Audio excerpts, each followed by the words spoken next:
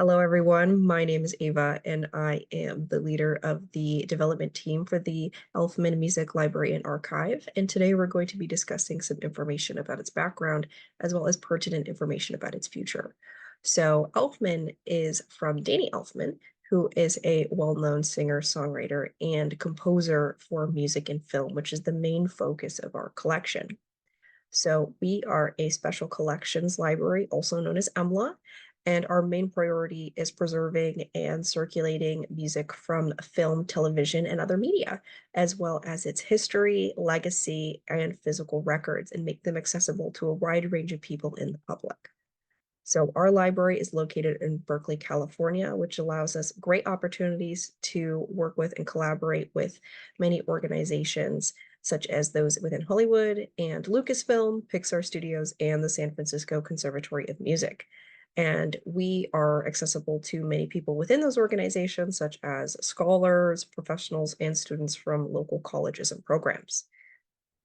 Now, to get a little bit more information about Berkeley itself, we serve a population of about 118,000 people. 96% have at least a high school diploma, and then 73% have at least a bachelor's degree. And you can get a little bit more information about racial data on this chart on the right here. Now, some pertinent statistics that are going to be referenced later on is that 6.9% of the population are disabled individuals under the age of 65, and 0.8% of the population are Native or Pacific Islander. Now, as for our technology and other resources, one of our main priorities has been our digitization lab, because we really aim to preserve and make accessible film, which is a very fickle media. So we digitize, preserve, restore this media, and add it to our expansive collection, which includes things like music scores, digital film and music. And we also have these great self-checkout kiosks, which allow patrons to check out, return, and renew materials on their own. It's very fun. And they can also use these kiosks to download digital files, view our upcoming events, and register for them. And they even can get some music recommendations as well. So here at EMLA, our mission is the Elfman Music Library and Archive is dedicated to celebrating, preserving, and providing access to cinema and cinematic music while providing spaces and resources for research, collaboration, and creation to users dedicated to nurturing and perpetuating the art form. So our aim is that if we preserve and help our community enjoy music, that they can also help support us in the future, and we can help in the creation of music for film and other media in the times to come. So to bring up services as well as some additional information about our background here at EMLA, Jocelyn, our research director, is going to take it up from here. Thanks, Ava. Here at EMLA, we provide a variety of different services, both in person and physical, as well as using emerging technologies.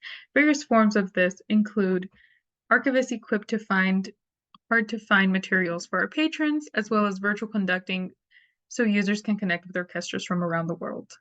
Additionally, we also provide music practice rooms for students and professionals with access to equipment from our collection to help expand their knowledge or interest in music.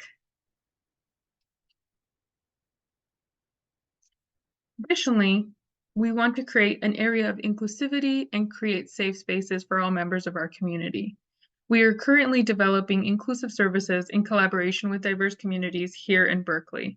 We also provide accessible material to the visually impaired so that they may enjoy and express themselves with music.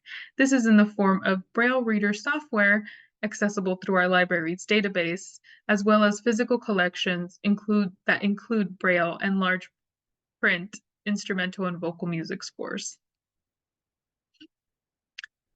We also want to acknowledge the Muwekma Ohlone, which are an indigenous tribe to California. Their ancestral lands are here in the San Francisco Bay Area, Monterey, and the Central Valley. We are here to create a voice and a safe space for these indigenous individuals in the form of creating exhibits from archaeological artifacts and modern pieces with guidance from the Tribal Council. We have created a board of Ohlone consultants alongside elders to assist with decisions for the betterment of our institution as well as their tribe. Our focus is to demonstrate that the indigenous population of the Bay Area is still here and contribute immensely to our community. With that said, we want to acknowledge that the land that EMLA is placed on is part of the Ohlone and Muwekma tribe, and we acknowledge their rightful claim to these lands, known as the San Francisco Bay Area and the surrounding areas. Furthermore, EMLA acknowledges the legacy, stewardship, and histories of the indigenous tribes, community members, and elders of these lands, and we commit to honor their sacred land, cultural practices, and lived experiences. EMLA recognizes that we have various strengths as well as weaknesses. These are in the form of valuable partnerships and collaboration with local directors, internships with local universities where students can come and contribute to our community and firm, as well as experienced and knowledgeable staff. We do recognize that we have various weaknesses, including sustainable preservation, diminishing in-person library usage, and regular equipment maintenance. Thanks, Jocelyn. Greetings from New Mexico. My name is Esther Ramirez, and I am going to present to you our first action plan, which is sustainable preservation. Our first action plan addresses preserving our extensive cinematic music collection. We developed a strategy to ensure the long-term preservation of our physical and digital media. To achieve this, we will follow the Library of Congress National Recording Preservation Plan, which will help prevent the loss of at-risk media. To ensure success, it is crucial to establish a comprehensive and sustainable preservation plan.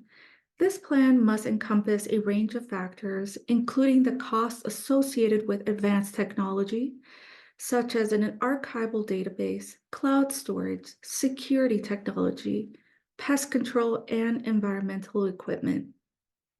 First, we must implement a state-of-the-art archival database to organize our collections. The database will accommodate, not only the current collection, but also future acquisitions. It is important to consider the cost of cloud storage for ensuring accessibility, security, and easy sharing of the collected data. Security technology is a critical aspect of the preservation plan. We are investing in advanced security measures like blockchain technology to prevent theft, hacking, or other forms of unauthorized access to the collection. Equipment such as temperature and humidity control systems with fireproof shelving must be installed to ensure the collection's optimal physical condition. Temperature, humidity, and other environmental factors must be monitored weekly to detect any changes that could affect the collection's integrity. Pest control measures must also be implemented to prevent any damage caused by insects and other pests. To evaluate our plan, we have assigned our specialized staff to conduct quality control checks every 2 weeks on our equipment, cold storage, and technology. They will also work with cloud vendors and contractors to collect feedback, which will be shared with the executive director, the board, curators, and relevant departments. Every 2 years, we will review our preservation procedures, including software and technology, to ensure they remain competitive with emerging technology trends. Thank you. This concludes our first action plan. Next, you will hear from Ben. Hi everyone, my name is Ben Terhune, and I am one of 3 action plan leaders for our group. Today, I'm going to focus on our second action plan, which was developed from an opportunity we found in our SWOT analysis. Specifically, we identified new partnerships and collaborations as an area where we see great potential for our library. The Elfman Music Library and Archive is still quite young, and the partnerships and collaborations we established now may prove pivotal to our library in the future. In our analysis, we identified 3 areas we felt had the strongest potential. Those areas were education, events and performances, and acquisitions through partnerships. The first, education, entails partnering with some of the many universities and institutions in the Bay Area who have programs focusing on film, music, and library science, and working with those institutions to create paid internships for their students. Collaborating with these institutions provides us with a unique opportunity for outreach and a chance to play a pivotal role in the development of future generations of professionals in our highly specialized field. The second area, events, will focus on inviting guests to speak, perform, and present films in our library. We envision live musical accompaniment to films and special lectures on the unique history of music and film. And third, we will seek out partnerships with film studios, record labels, and private collectors in an effort to utilize our state-of-the-art facilities and build our special collections. One example we look to for inspiration is the archive at the University of Southern California, where Warner Brothers has partnered with the university to establish one of the largest studio collections in the world.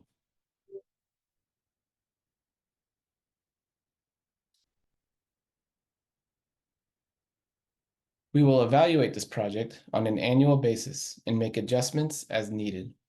Our evaluation process will entail surveys of interns and event attendees, attendance analytics, and the status of our original goals and benchmarks set out by acquisitions at the beginning of the year.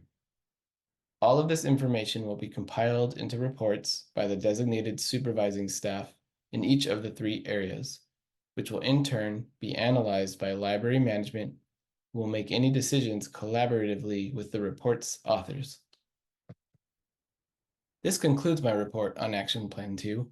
Thank you for your time, and up next is John. Thanks, Ben.